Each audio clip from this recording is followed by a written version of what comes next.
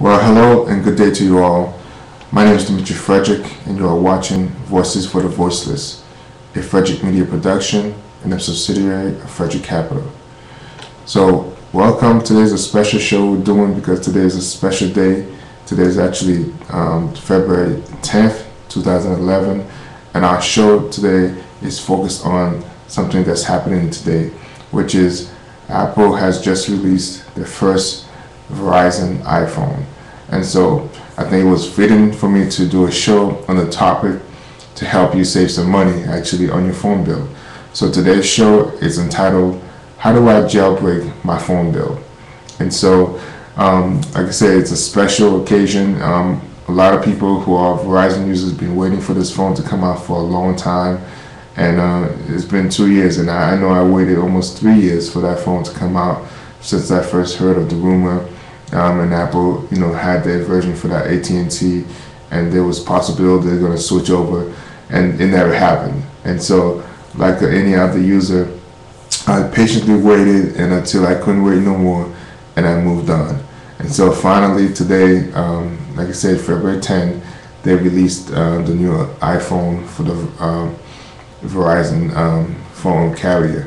So the show is going to be talking about that, and not necessarily about the iPhone and its features on the Verizon. It's the same phone that AT&T has, but it's going to be talking about some things on finances as always. And so there were some life lessons I learned a long time ago for the type of person that I am, which is very much into gadgets. I love buying gadgets, and I always like to have the latest bells and whistles. And who doesn't? There's a lot of things technology can do, and we love to play with new toys, like anybody else who sees something that comes out and wants to rush and go buy it. And so this show is going to be discussing that, just that desire to have something. And this is where my life lesson came from. And it was about actually the late 90s when I was in college, and actually I purchased my first PowerBook G3. And that PowerBook G3 today, everybody probably remembered, if you're an Apple person, it was the first generation of Apple's line of actually computer for the laptops. And Apple was not too much into making laptops, and it was the first performance enhanced PowerBook that they created called the G3 series. And they went to make up several series of that and started the 3G, 4Gs, and 5G models thereafter. But at the time, I spent $4,200 for that PowerBook, and it was the first of its kind, and it was the latest and greatest. It actually was very heavy. And today, when you think about when you think about laptops, people like the thin, lightweight laptops. And so you could say today, it's like a brick to anything else that is out there. But it was the first one that came out, and I was quick to go buy it because I wanted to have that first PowerBook G3 laptop. And so I paid for $4,200 for it.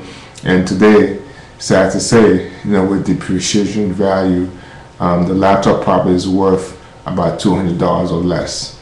And that's just a rough estimation. So, that's one of the drawbacks to actually buying technology so fast, that sometimes over time it loses its value and it depreciating value overall. And so this show is here to help you save some money so that you don't have to go through the same things that I went to. Now, this is where the life lesson comes into play, understanding that philosophy. When you rush out to buy the latest and greatest gadget that comes out, you really are the company's beta tester. So what do I mean by that? Today's technology, they may be coming out fast and more than that average carrier. For example, we're talking about phones, and you may think you have the latest phone, you're happy that you purchased it, you had maybe do some research, investing into that phone, and then next month or 2 months down the road, a new version came out. And so you really are the beta testers, especially if it's a new generation of phones.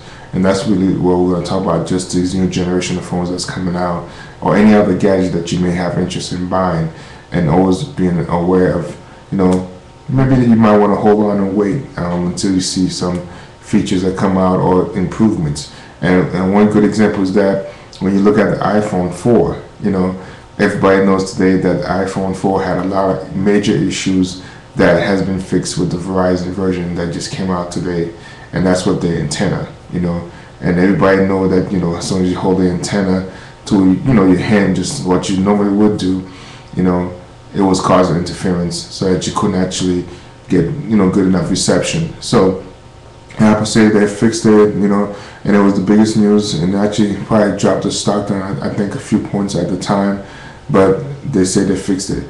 But at the same time, know that, well, whatever the technology is, if it's the first generation, you will become the beta tester for the company, because they'll find out all the flaws, all the problems that maybe they didn't think about thoroughly. You are going to be complaining, sending out email blasts, sending out the phone calls to let them be aware of it so that they could fix it. So today, a lot of companies today are just simply putting out cheap parts that's made overseas onto their phone system, onto their technology. So there's that lack of care that you used to have back in the day, when phones used to last a long time, had better reception, and was just in good quality. So one of the things today that you may not be aware of, that you are paying more for less. So less of a quality, but more cost of service. So never buy the first generation of technology that comes out. That's my point. You should always wait, and that's the lesson I learned in life early on when I was in college. And I'll explain why you want to wait as we go through this show. Since last year, I have watched how many cell phones providers put out phones after phones with limited features on their upgrades. So you get a phone that just came out, maybe they didn't put all the bells and whistles. It's new because it's that first generation, and therefore it's eye opener. It's the mouth dropper, and it's everything that, wow, this is something new that you didn't have access to before, and all of a sudden you find yourself purchasing it, and they don't have to add anything more, because this generation of people, from teenagers to adults, even today, are quick to run and buy them. And why do they do that? Because there's a demand for it. They know that they don't have to put too many things into a phone today, because they know that, hey, because it's new, maybe it has one or two key features, but it doesn't have overall, something that maybe another provider or carrier has. But they know that you will run, as always, to go buy it. So, do you know why? Well, the first thing is, new phones are filled with teasers and nothing else, And so, like I said, because it's a name brand, because you got the hype, the commercials, the fancy advertisement, you buy into it and you believe that that phone is the latest and greatest, and there's something very new. But if you look at the technical specs of the phone, you'll find that maybe there's nothing new about the phone. Maybe the new design, maybe just a little 1-inch screen better than the previous versions that came out. But overall, there's nothing really new or special about the phone. It's just that it's a new model, a new fancy name behind it, and you're thinking that it's something better than the last one you had. But also, people have no idea what they want for a phone. For example, the iPad. Now, the iPad was a great technology that came out. I saw the full value for it. But understand that the first problem with the iPad, it didn't do flash. Now, people, if you understand technology, flash is very much used in anything from video streaming that you use to just watching some basic things, interaction of your browser interface. But overall, it's equivalent for videos, and that's what it's usually used for the most. But Apple didn't really come out with something of equivalent to that.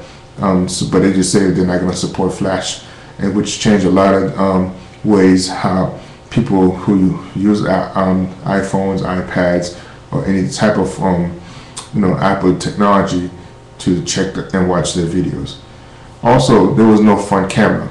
To me, that was a big no-no, because everything today has a camera built into it.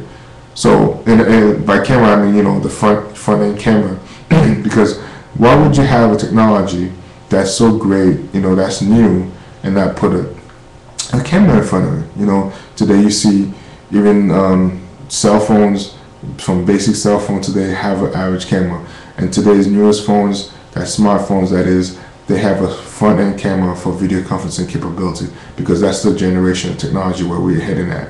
But there's a reason why Apple did that, and that's because Apple makes most of their money off accessories than anything else, and people don't realize that. When you think about it, car dealerships do the same thing. Car dealerships make more money off the service of repairs than the actual cars that they sell. Did you know that they do that? Most people don't think about that because they think, hey, it's a car dealership, therefore they sell cars. Well, they make most of their money from selling accessories, services, which is your oil change, your maintenance on your car.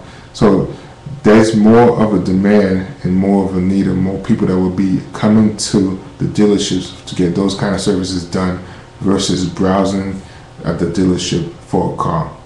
And so that's where the profit center is, on the service side, not on the selling of the car side.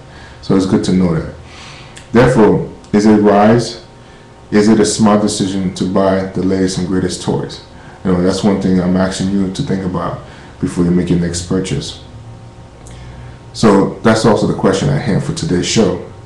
Now remember that we are always going to talk about finances and business as a whole, because that's what the show is about.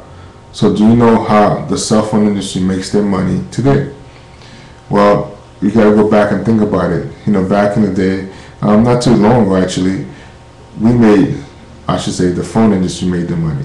We as a consumer paid for minutes. And people back in the days used to have these things, these sayings that we have. Stop wasting my minutes, man.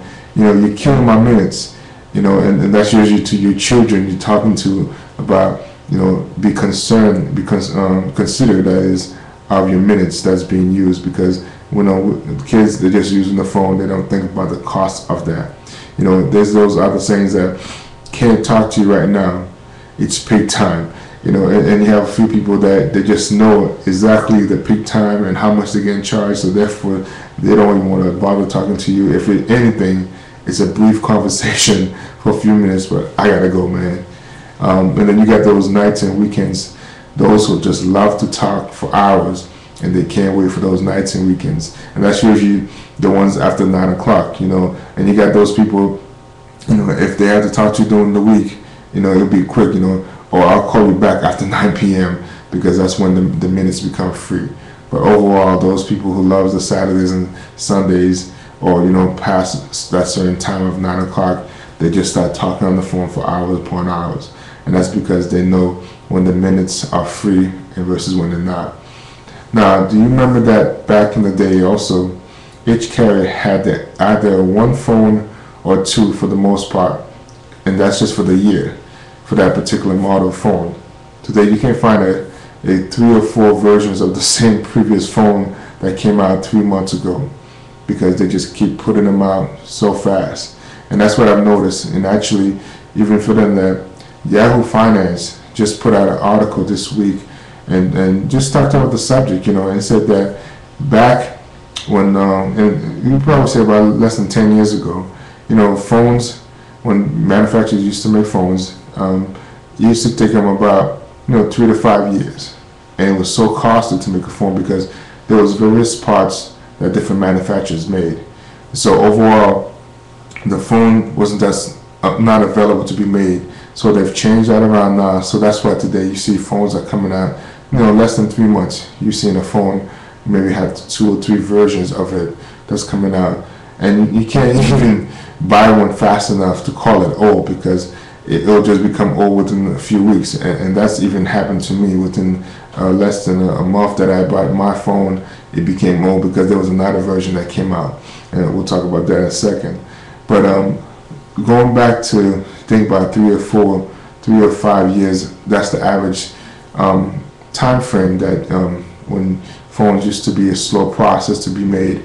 That's how long they you could see your phone was still considered new. You could still say, hey, I paid a great value for that phone because, hey, I'm still getting all the features, all the benefits from that phone. And today that's not the case, But if you recall though, the Razor was a popular phone. People loved the great feature for that phone, and just about every major carrier had one. And that's because they allowed themselves the time frame to recoup all the money an investment in making that phone. Today, that's not the case. Today's case, and the point is, it's about data plans. That's where it's at. That's where the money maker is at. So if you have a smartphone, and just about everybody today have a smartphone, and so if you have a smartphone right now, on average, you're paying about $30 to $15.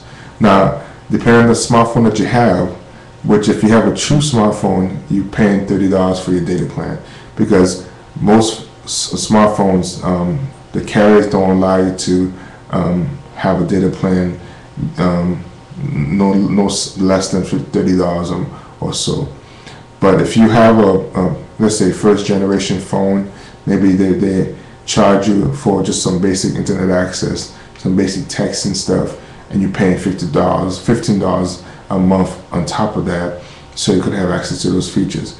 But overall, the average person, based on the carrier that they have, will be paying about $30 for their data plan. And that's really the focal point of this show, because I'm going to show you how to save some money by the topic, which is how to jailbreak your phone bill. Because people don't understand that you're actually paying a lot more money today than ever before for your phone service because of the data plan. And if you don't really know, the new thing is about a limited data plan. Now that kind of doesn't make sense, right? So you have an unlimited plan for data services, but at the same time, it has a limit to it. And so a lot of people don't understand that catch-22 that they play with you as carriers and providers. They may say that you have an unlimited data plan or unlimited phone plan, but lately people are finding that the unlimited plan is not really that unlimited. It has some limited based on how much time frame that you have for data.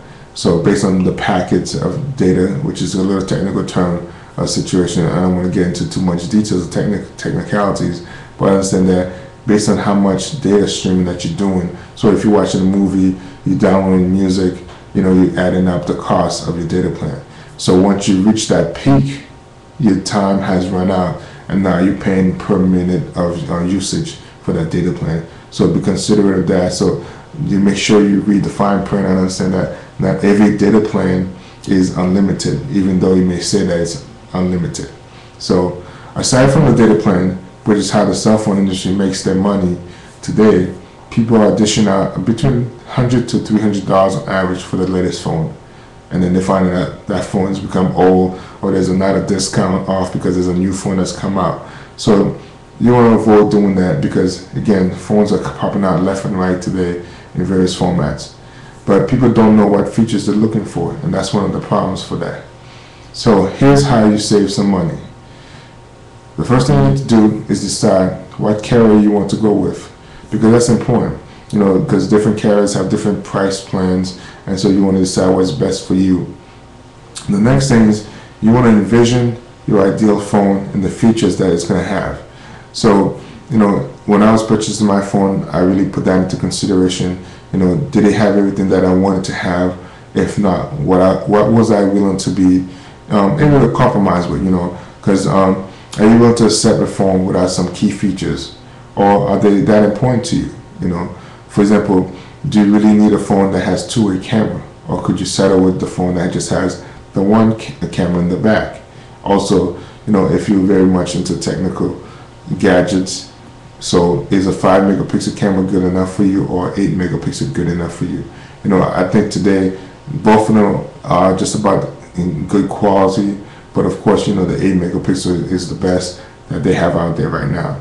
So is it really a deal breaker for you or not? So you have to consider that the next time that you're purchasing a cell phone or any gadget, to be put those things in perspective before you buy the phone or the gadget, and to make sure that, hey, maybe it doesn't have all the features that I need, but I could go without this and that, and which means that you be buying that phone, that gadget, but you're also waiting for the things that you want, the features that you want in that phone or gadget to come out later on. But you're not gonna. But even though it comes out, let's say maybe a year or less, or 6 months that it comes out, you're not gonna be rushing to go buy it, because you remember you paid about that $100 to $300 for that new phone. So you may want to hold off. So that's the whole point of doing that. So once you pick a phone that match your need or exceed your features that you want, then you go ahead and purchase it. And like I said, you just want to hold out and wait until the dream phone that you want with all the features that you want, and also not the first generation, maybe the second generation, then you go purchase it. And that's what I do for my Verizon Droid X. So I got this Droid X, as you can see, and the funny thing about it is that I was working one day, and the lady was talking about, the Droid, and she said that she's getting this Droid X. She was looking at it, Droid X2, and so I'm like, maybe she was wrong. She said Droid X2. I'm like, I thought there's only one Droid, which is Droid X, because there's the original Droid, and then there's the X version. And so I did my little research, went online and checked it out, and lo and behold, there was a second version of this Droid. So they had a Droid X2, which the 2 version actually had less features of, because this Droid X has an 8 megapixel camera and a 4.3 inch screen, but the Droid X2 version had the keyboard, which is a slide-out keyboard, and I was looking for that before, and actually found out the technology has improved. Again, one of the things, the features of different generations, that the touchscreen really works compared to the last one I had, where it had some problems with the touchscreen. And so it proves the point that, not even less than 3 weeks after I purchased that phone, they came out with the Droid X2 with a different feature than the one I had. But mine was still new, and so I was still content, because I looked at for the Verizon iPhone version, they didn't have it. I saw what Apple had with the AT&T carriers. It was impressive, but it still didn't have it. So I came to the next conclusion of what I thought I would need. So for me, the next thing, after my contract is up, and maybe because I really enjoy this phone, has to either exceed it or match my expectations, and which means that all I want now is just a two-way camera, so I can do video conferencing, which I'm able to do for my business right now, but I want to be able to do it on the phone as well, so I have that option. So I'm already prepared to make my next purchase down the road, but at the same time I'm willing to pay the price now so I could have the latest gadget, but at an affordable rate of the things that I wanted to have in it. And so unless the technology tremendously changed, that's the only time you might want to just go ahead and purchase a new phone based on your needs, but not because it's just the latest gadget that's out there, because remember, there will always be something else that's new and your stuff will be obsolete. So we're coming out to the conclusion of the point I want to make about looking at data plans. I want you to consider this. Have you ever considered the cost of a data plan? Because one of the things, with having a smartphone is that you have to have a data plan. So the average cost of a phone, if you buy it unlocked, it's going to cost you about $500 to $600. And that's just buying straight out, which means that you're not under a contract anymore by the carrier. You own it fully. You can do whatever you want with it. You could go to any carrier back and forth, so you're not locked into anyone, which is a great thing. And also, the one thing that's most important, and also the reason for doing it, is because you don't have to pay for the data plan. See, most carriers on average have you locked into a data plan, and that's really the focus of the show, is how to save you money. And because data plan is the way companies today make the biggest amount of income, and I'm going to explain to you why.